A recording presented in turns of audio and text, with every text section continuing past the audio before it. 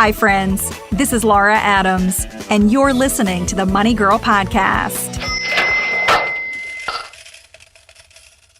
For many people, the recession was a loud wake-up call to tighten their belts, cut back on unnecessary expenses, and save more. But now that the economy is slowly regaining strength, consumer spending is steadily rising, and savings rates are dwindling. While there's nothing wrong with spending when you can afford it, don't backslide and neglect your long-term financial goals, like building an emergency fund and saving for retirement. In this podcast, I'll give you 5 money-saving tips to free up extra cash. Tip number 1, create a financial routine. Having a financial routine is one of the best ways to master your money and avoid unnecessary expenses, like bank overdraft fees and late charges on bills and loan payments. Most people don't intend to make late payments or overdraw their bank account, but basic money management can fall through the cracks when you get busy or lose focus. The solution for staying on top of your finances and never getting hit with expensive late fees is to follow a money management system. Establish a personal finance day where each week, without fail, you accomplish tasks like reviewing expenses, verifying credit and debit card receipts, reconciling bank accounts, and setting up bill payments. In my book, Money Girl Smart Moves to Grow Rich, I give you the details on the easy system that I use. Sticking with a routine will help you accomplish more in your financial life, like monitoring a budget, keeping an eye on your investments, and saving more money. It's also a smart way to catch a would-be identity thief who could wreck your finances. By the way, I created a resource page with over 20 of the best money and productivity tools that I use. I've gotten lots of great feedback from people who have started using some of them to take their personal finances to the next level. To find out what they are, visit smartmovestogrowrich.com and click the button that says Tools. Tip number 2, switch to free checking. If you're paying any bank fees, like monthly maintenance charges, ATM fees, or debit card fees, you need a better bank. There are many national and local institutions that charge absolutely nothing. In fact, some even pay you interest that's higher than current CD rates. One of my favorite places to find and compare high-interest checking accounts from institutions nationwide is checkingfinder.com.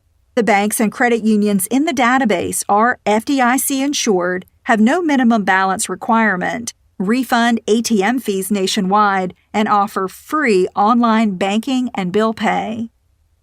Tip number 3, focus on the cost of your time. A great way to rein in spending is to consider what an item costs you in time rather than dollars before you buy it. I'll use Sarah as an example. She works as an administrative assistant in an insurance office and earns $15 per hour. Whenever Sarah is trying to decide whether to buy something, she divides her hourly wage into the price to figure out how much working time the item would cost her. For example, if a beautiful pair of shoes catches her eye and they cost $120, she divides $120 by $15 an hour, which equals 8 hours of work. Sarah then asks herself, would I be willing to work a minimum of 8 hours in exchange for these shoes? If the answer is no, she forgets about the shoes. And by the way, she'd actually have to work more than 8 hours because $15 is what she earns per hour before taxes. Tip number 4, cut healthcare expenses. Starting in 2014, the Affordable Care Act, also known as Obamacare, requires most Americans to have health insurance or pay a penalty. Depending on your income and family size, you may qualify for financial help. Assistance comes in the form of an upfront tax credit, which reduces the cost of a plan purchased through your state's health insurance marketplace or exchange. Even if you already have insurance through an employer, if it's unaffordable, you may qualify to shop for a less expensive plan on the marketplace and cancel your policy at work. A workplace plan is considered unaffordable when self-only coverage costs more than 9.5% of your household income. Another way to cut healthcare expenses is to enroll in a type of insurance known as a high-deductible health plan. These plans offer lower premiums in exchange for higher out-of-pocket expenses. With a high-deductible health plan, you're also eligible for a health savings account, which allows you to use funds to pay for medical expenses on a tax-free basis. For more information, listen to a previous podcast called How to Save Money with High-Deductible Health Insurance, which is episode number 242. In the transcript for this show, I'll include a link to the Obamacare eligibility calculator that was created by InsuranceQuotes.com. You can use it to find out if you qualify for a health care subsidy. You'll find it on the Money Girl page at quickanddirtytips.com. Just look for episode number 257, called 5 Clever Ways to Save More Money. Tip number 5, be a savvy grocery shopper. Now, back to groceries. Most people can save money by eating more home-cooked meals. But don't fool yourself. Buying groceries doesn't automatically save you money. If you show up at the supermarket hungry and without a plan, you can easily buy more than you need or make expensive choices. So remember that eating in should never be an excuse to overspend. To save on groceries, always plan a menu for at least 3 dinner meals in advance. If you make enough for leftovers, that can give you food for an entire week. Try making the main dish of one meal without meat, like a pasta primavera or a big garden salad, to save even more. Coupons can certainly help lower your food bill, but don't get lured into buying something you don't need or that isn't a healthy option just because you have a coupon for it. When you're at the grocery store, only buy what you can eat. Prices for non-food and some non-perishable items like paper towels, soaps, toothpaste, and drink mixes can be too high. Do your research to see if prices are lower at local discount warehouse stores or drugstores. Here's a quick and dirty tip.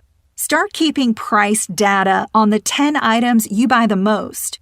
Use an Excel spreadsheet or a Google Doc and enter a row for each item and a column for different stores where you can get it locally or online. You'll quickly figure out where you should buy different items and know when an advertised sale is bogus. You'll see when a price is so good that you might want to stock up. After you master the first 10 items, keep adding more to the list. Though the economy is improving, be sure to stay diligent in cutting expenses and creating good financial habits. You might be surprised by how much small changes can reduce anxiety about money, improve your financial life, and make you feel more in control of your financial future. I'm sure you have clever ways to save money. Please share them with everyone on the Money Girl Facebook page. Just go to facebook.com and do a search for Money Girl. If you're on Twitter, be sure to follow me under username @LauraAdams, LauraAdams with no space. Also, if you're not already subscribed to the Money Girl podcast in iTunes, that's how most people get the show. Subscribing is always free, and make sure that you'll get each new weekly episode as soon as it's published on the web. For hundreds of ways to do more with your money, get a copy of my book, Money Girl: Smart Moves to Grow Rich. It tells you what you need to know about money without bogging you down with what you don't. It's available at your favorite bookstore in print or as an ebook. You can even download 2 free chapters at smartmovestogrowrich.com. I'm glad you're listening. Cha-ching! That's all for now. Courtesy of Money Girl, your guide to a richer life.